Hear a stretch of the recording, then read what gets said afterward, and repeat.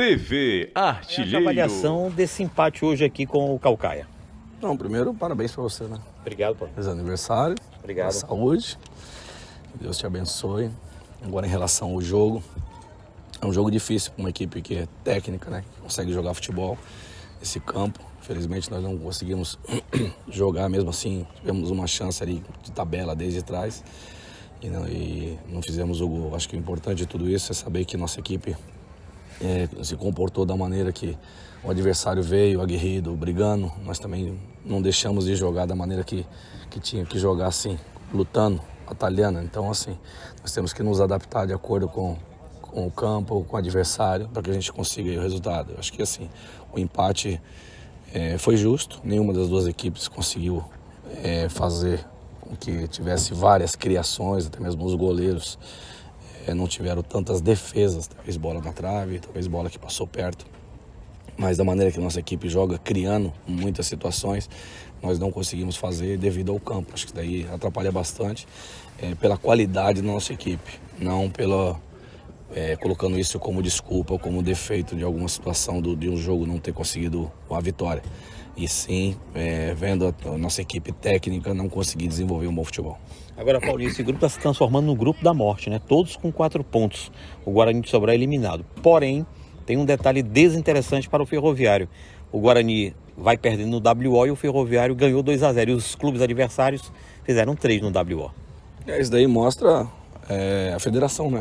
Isso daí, quem é o culpado disso daí é a federação. A federação deveria igualar isso daí, porque eu acabo entendendo que é uma competição que fica a Deus dará.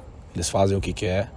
E contra a gente todo mundo quer jogar e o adversário faz 3 gols sem jogar e nós buscamos fazendo o gol. Então não é mérito de quem faz o gol, e sim quem ganha por WO. Então vai acabar tendo essa vantagem, talvez, se depender de saldo de gols. Eu acho que a injustiça está sendo feita se acontecer essa situação, e a federação devia entender que o maior prejudicado é quem joga. E a verdade do futebol não é isso. A verdade do futebol, quem joga tem que ter os méritos, né? Aqui na federação é diferente. Quem não joga tem o mérito de ganhar e fazer 3 gols. E essa entrada hoje com os 3 zagueiros, com o Rony, com o Geninho e com o Éder Lima? É uma situação que a gente entende que o jogo ia ser um jogo de muita bola aérea. Nossa equipe estava preparada e também eu ia colocar com profundidade pelas beiradas. Coloquei o Deizinho como atacante pelo lado. Eu pedi para que o Brian afundasse bastante, para que nós pudéssemos ter mais jogadores na frente, tendo a rebatida do adversário bem posicionado com os 3 zagueiros. Eu acho que eles se posicionaram bem, então eu tenho que ter a variação. Se eu ficar de uma maneira fácil de ser marcado, acho que os adversários vão nos estudar e vai jogar marcando a gente com facilidade. Então isso daí é uma variação que me dá a oportunidade de uma necessidade, talvez, de colocar 3 zagueiros. Num dado momento o Rony Lobo saiu e mostrou o tornozelo para você. O Caucaia bateu demais hoje, não? Isso daí a arbitragem tem que rever alguns conceitos, até mesmo algumas situações que eles poderiam ter dado um cartão. As faltas foram bem fortes, né?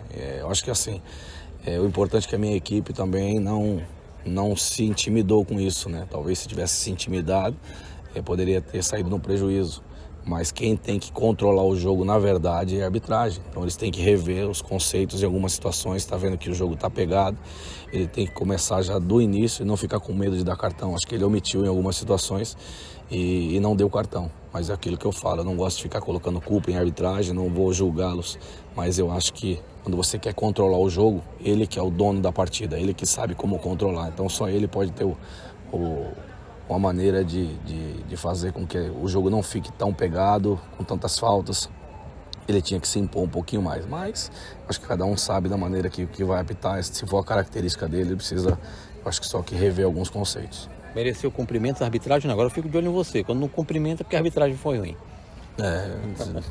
Eu não cumprimento mesmo, porque eu vejo que a arbitragem foi ruim, eu não vou negar. Isso daí é uma coisa que é minha, né? Eu entendo assim. Não, por isso que eu não gosto de falar, mas também não sou obrigado a cumprimentar uma situação que eu acho que foi infeliz.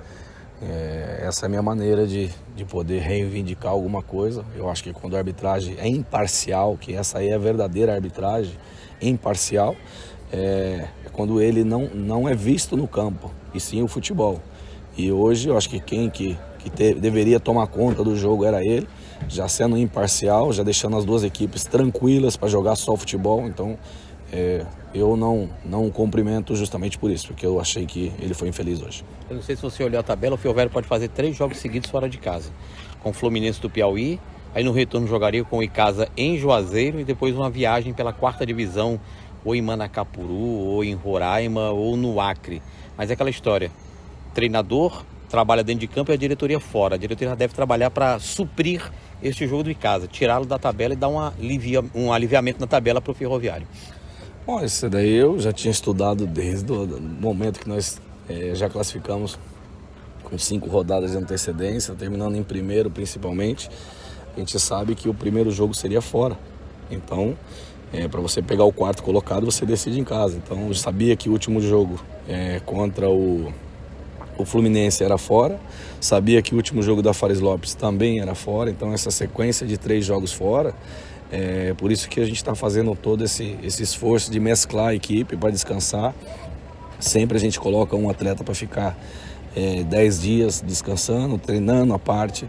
E isso daí que é o nosso planejamento, para que quando a gente estiver nas decisões, todos os atletas estejam pelo menos um pouco mais descansados e a gente consiga os nossos objetivos, tanto na Série D como na Fares Lopes. Encontro o Cordino no domingo. Nós vamos já começar a colocar uma equipe já que consiga competir também. Acho que a gente entende que a competição está chegando, está se aproximando. Eu acho que é o maior desafio nosso agora é justamente nos mata-matas. Então, a gente tem que estar preparado e aos poucos a gente vai ajustando a equipe para que eles possam, quando chegar no mata-mata, estar descansado e a equipe também já está mais entrosada do que já está. Ontem houve uma reunião com você, com o Dr. Valmir, com o presidente. Qual foi o teor deste encontro, o teor desta reunião? Bom, nós falamos sobre várias coisas. Tem algumas situações que a gente entende que a necessidade do clube faz com que a gente não consiga trazer algumas coisas que possa estar nos ajudando. Então, foi um dos assuntos que foi falado, que foi traçado. Não adianta você cobrir a cabeça e descobrir o pé. Então, eu entendo que tem coisas que tem que ser vista por quem às vezes fala algumas coisas que, tô passando frio, então vou cobrir a cabeça. E esquece que se você cobrir a cabeça, você vai descobrir o pé. O frio vai continuar. Então, nós não podemos pensar dessa maneira, nós temos que saber lidar com a situação. Ou você se encolhe, ajuda e faz com que você não passe esse frio, do que você querer cobrir a cabeça e não sabendo que os pés também vão ficar de fora. Então, assim, eu estou fazendo uma analogia para quem entende o que eu estou falando, vai saber que essa reunião aí tem algumas coisas que precisa ser revista de quem fala e de quem fica do lado de fora sem ajudar. Você criou uma metáfora. Tá chateado com alguma coisa, ô Paulinho? Tentando explicar essa metáfora criada? Eu acho que assim, chateado eu não estou, eu só estou preocupado em algumas questões que a gente sabe que na maior necessidade é o mata-mata, pro acesso. E sempre quando acontece alguma coisa ao revés, se a pessoa fala que avisou, e por que não ajuda agora? Então essas coisas que a gente fala, assim, então se você está avisando, faça então agora a situação. E depois o culpado é sempre o treinador. Se deu alguma coisa errada, o culpado foi o treinador. Bem que eu avisei. Então você avisou que tinha que cobrir a cabeça, por que você não ajudou a cobrir o pé? Então essas coisas que eu falo que é muito fácil você prever alguma coisa para o futuro, sendo que você não ajuda no presente. Então são essas coisas, mas eu não fico chateado não. Eu acho que assim, o futebol é desse jeito, sempre o culpado é o treinador. E eu estou preparado para isso, porque o meu objetivo aqui é o acesso, independente dessas circunstâncias que estão criando e que estão achando que precisa melhorar algumas coisas. Eu, do jeito que tiver, eu estou aqui para trabalhar. E as coisas que tiverem que acontecer, eu vou sempre ajudar o Ferroviário, coisa que eu fiz desde o início.